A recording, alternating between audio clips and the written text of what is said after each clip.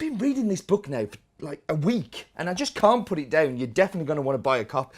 I don't know who wrote it. But this week, we're off to a farm that we all know well, from Alejandro Martinez at Finca, Argentina. And some special news about an event that's happening in Manchester on the 5th of November, where you can come and meet him and buy this lovely book. My name is Steve Layton, and I travel the world finding amazing and delicious coffee for you to drink at home. Some make coffee difficult to understand and complicated, but here it's my job to make it easy and fun and tell you what's in my mug. So this coffee is grown by one of my best friends in Alejandro Martinez. The farm is based in the Apaneca Lampatec mountain range near the town of Turin in the Archipan department, and he has around about 16 people working full-time on the farm during the non-picking season, and their jobs will be maintaining, tendering the plants, repairing machinery, new projects that Ali may have going on. But this number of workers goes up to around about 50 during the picking period. Altitude of the farm is around about 1,300 metres above sea level, and for me is one of the finest examples I've seen of this kind of farm in this kind of region. And the varietal is super interesting and one of the best I've seen of that. And it came about because Alejandro wanted to experiment and try different varietals on different parts of the farm. One of the experiments was Catimor. And Catimor generally has a really bad rep, so he only planted a very small lot, but it showed that there's no such thing as a bad varietal. There's a bad place to put a varietal, and this really worked well. And this varietal made me really change my opinion of it. And the reason that he decided to plant this varietal there was there's hot springs within the volcano that's there. And actually there was an experiment to try and take some of the gases out of there. So every time he planted something that was a little bit delicate and a little bit kind of soft, the plant would die and be killed. Whereas when he did the Catimor in there, it's a little bit more hardier and a little bit more tougher. So when the hot gases were coming through, it didn't mind it so much and meant that this varietal works super well in this place.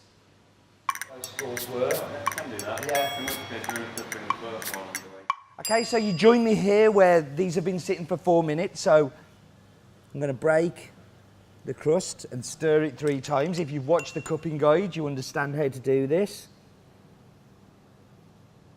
And this one is the Bourbon. This one's the Bourbon and this one is the Catimor. I haven't got a spoon, I'm really well prepared. We keep filming, we don't do retakes on In My Mug, no time for them.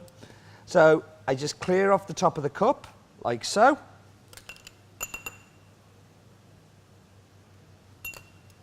And then I could do the same on this one. Now if you're doing this at home, I suggest you wait around about 4 or 5 minutes before you do your first spoonful.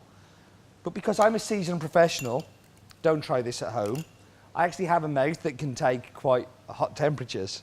And I like tasting the coffees when they're hot because as they cool, they change. So let's go into this one. So the Bourbon is a very typical El Salvador coffee. It's sweet milk chocolate, it's balanced, has an acidity that reminds me very much of white grape, and then super, super smooth. But let's go to this one, which is the Catimor. And again, very similar coffees. You've got milk chocolate, you've got white grape, but this one goes a bit mental. This one ends up going on this black pepper hit. It's a little bit of spiciness. It's a little bit more kind of like more hit, whereas this one has more caramel kind of sweetness and chocolate texture. This has this beautifully complex spiciness that's going on. Both have a similarity of green apple going on in there, but you definitely tell that this one is the Catimor.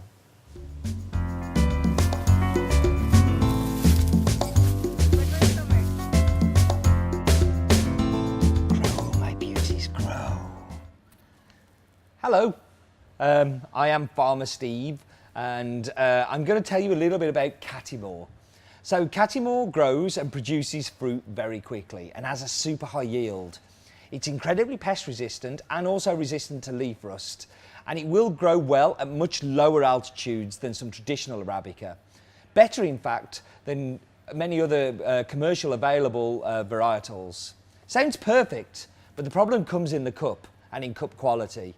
Timor, which is part of this coffee, has its feet in the Robusta species, hence all those lovely benefits. But Robusta is not known for being tasty.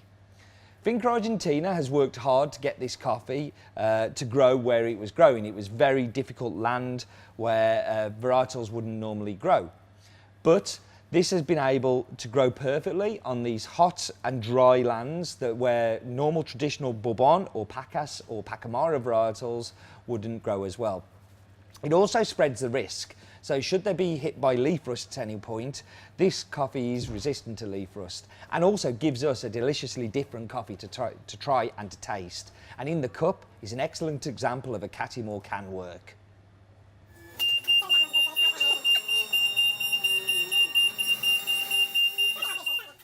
Now it's time for the Steve Variety Show, and the varieties we're going to talk about is the Catimor varietal, which is obviously this week's coffee. And it's related to Caturra and Timor, two coffees that were bred together as a hybrid. Actually originated in Portugal, which is a fairly unusual place for coffee to originate from, but it was made in a lab. As I said, it's a hybrid. Grows best above 500 metres and below 1500 metres because it doesn't really like the cold temperatures of a higher altitude. Very prevalent everywhere, so Central, South America and Asia. The fruit colour, so the cherry colour is red. It's a normal sized cherry. The plant is a dwarf plant, so dwarf plants are favoured by coffee farms and coffee pickers because they don't have to reach up so high to pick the cherries. You can plant 3,000 plants per hectare, which is fantastic. It's quite a lot of plants in a hectare. The planting distance is 1.67 metres by 1.67 metres. So that's the distance between each plant that you can have. So the tasting notes of this coffee don't get a good rep. They're quite often thought to taste of rubber and earth in some of the worst examples, but in some of the best examples you can get a really big body, lots of spicy peppery notes and a really interesting kind of complex aftertaste. Now this varietal that was created back in 1959 in Portugal has been the saviour of many coffee farms because of its resistance to leaf rust, and when it tastes this good, then why wouldn't you?